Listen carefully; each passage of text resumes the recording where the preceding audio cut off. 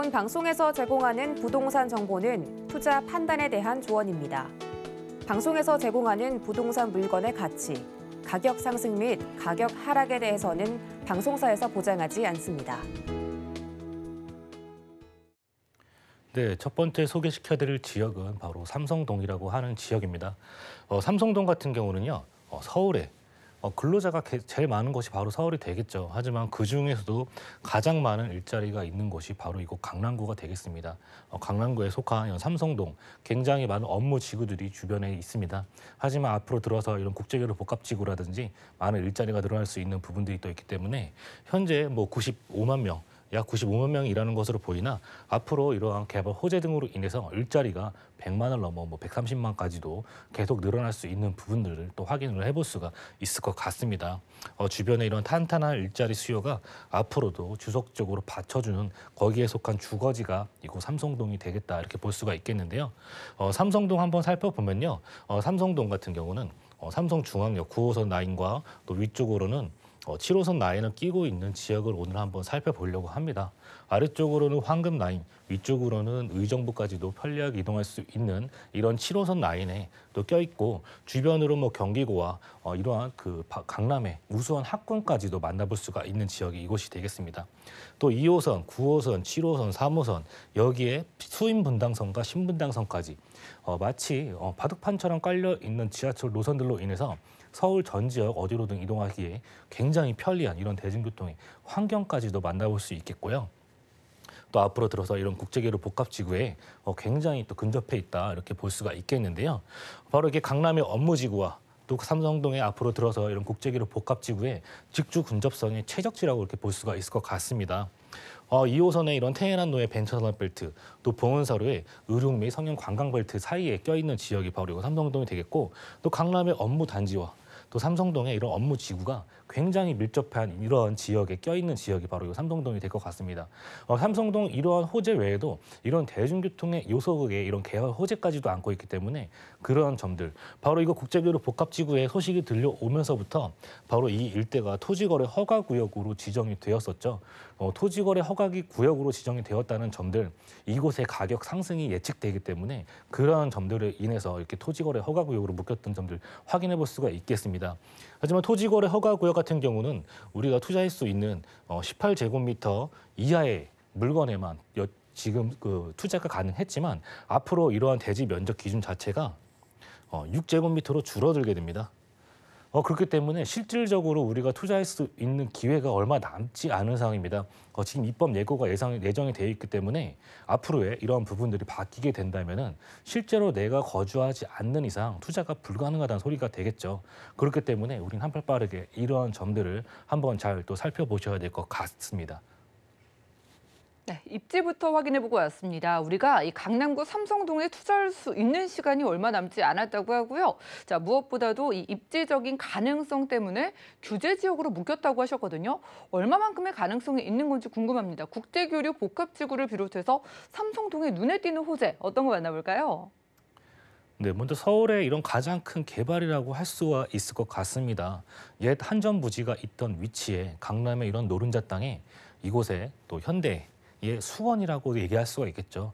바로 현대차 GBC 건물이 또 들어서게 되고 그 옆으로 탄천의 이런 수변공원과 잠실의 마이스 산업단지까지 해서 이렇게 굉장히 큰 규모의 면적이 국제교류 복합지구로 지정이 되었습니다. 2027년 완공이 예상이 되고요. 축구장 면적의 11배의 규모입니다. 이곳에는 현대차의 GBC 그리고 숙박과 업무, 컨벤션, 공연장 등이 구성되는 마이스 산업단지가 구성이 되는데요. 이로 인한 생산 유발 효과 3조 6천억 원에 달하고 이런 4만 명의 고용 창출과 120만 명의 이런 일자리가 창출되는 효과를 가져올 수 있는 메머드급 이런 개발 호재다 이렇게 볼 수가 있을 것 같습니다. 이러한 호재들로 인해서요. 옆에 붙어 있는 이런 송파구와 또 서초구까지도 이런 호재를 안아볼 수 있는 지역이 굉장히 넓은 면적에 포진되어 있다 이렇게 보실 수가 있을 것 같은데요. 먼저 현대차 GBC 한번 살펴보면요. 현대차 GBC 삼성동에 노른자 땅에 들어서게 되죠. 현재 105층에 가장 높은 랜드마크성 그런 건물로 들어설 예정이었지만 150층의 3개 동으로 그 내용이 좀 바뀐 부분들도 확인해 봐야 될 것 같고요. 잠실 운동장의 마스터 플랜도 살펴보면은 종합 운동장 같은 경우도 지금 현재 사람들이 언제든지 이용할 수 있는 공간이 되지가 않은 상황입니다. 하지만 리모델링 등을 통해서 언제든지 이곳에 방문해서 이곳에 있는 인프라를 이용할 수 있게끔 바뀐다고 하는 점, 그러한 점들을 살펴보셔야 될 것 같고, 이런 탄천의 생태 환경이 또 잘 조성이 돼서 이곳에 현재 주차장으로 이용하고 있는 공간들도 굉장히 많지만 그러한 부분들이 영동대로 지하로 주차장 이동하게 됨으로써 이러한 공원의 환경 또한 더 좋아지는 부분들도 확인을 해볼 수가 있을 것 같습니다. 또 영동대로 복합 개발, 바로 GTX 노선이 두 라인들이 이곳에 들어오게 되어집니다. 그런 그 대중교통의 요소까지도 안고 있기 때문에 그런 점들을 한번 살펴보도록 할 건데요. 먼저 현대차 GBC. 아까도 말씀드렸다시피 50층 규모의 3개 동으로 지금 서울시와 협의 중인 것으로 확인이 되고 있습니다. 원래 기존의 105층의 높이로 지으려고 했지만 시간적으로나 금전적으로 조금 절약을 하기 위해서 50층의 3개 동으로 빠르게 공사할 수 있도록 그 방향이 지금 좀 협의 중이라고 하는 점, 그러한 점들 보셔야 될 것 같고요. 착공 허가가 난 상태고 2027년 정도 준공을 앞두고 있습니다. 이 안에는 현대차 15개 계열사가 들어오기 때문에 굉장히 많은 일자리가 늘어날 수 있는 부분들입니다. 우수한 인력들이 계속해서 들어온다는 점, 그런 점도 확인해 보셔야 될 것 같고요. 이로 인한 경제 파급 효과 265조 원에 달할 정도로 굉장히 큰 규모의 사업입니다. 이로 인해서 122만 명의 고용 창출 효과까지도 안아볼 수 있다, 이렇게 볼 수가 있겠고요. 영동대로 복합환승센터, 이런 그 대중교통의 요소가 이곳 강남에 생긴다는 점들 보셔도 이곳에 갖는 위치나 이런 위상이 얼마나 대단한지 그런 점도 살펴볼 수 있을 것 같아요. 이 안에는 시민을 위한 편의 공간, 도심공항 터미널, 버스 환승 센터, 이런 점들도 잘 구성이 되지만 가장 중요한 점은 바로 GTX 노선이 A 노선과 C 노선 두 노선이 이곳으로 들어온다는 점입니다. 파주에서부터 내려오는 이런 GTX A 노선, 또 의정부 양주에서부터 내려오는 GTX C 노선이 이곳 삼성동으로 들어오게 된다는 점, 그만큼 이런 직주 근접의 최적지가 바로 이곳 삼성동이 되겠다, 이렇게 볼 수가 있을 것 같습니다. 이 안에는 이런 광역철도 중심의 통합 역사가 구성이 된다는 점입니다. 버스 환승센터와 또 도심공항 터미널 이렇게 같이 구성이 되기 때문에 공항까지도 이동하시기에 굉장히 이러한 편리한 교통의 요건들이 계속해서 좋아지는 부분들을 확인해 볼 수가 있겠습니다. 이 안에는 또 위례 신사선도 또 들어오기 때문에 또 위례 신사선, 지금 강남의 이런 근접 지역이었지만 대중교통의 요소가 부족했던 부분들이 계속해서 좋아지는 부분들도 확인해 볼 수가 있겠고요.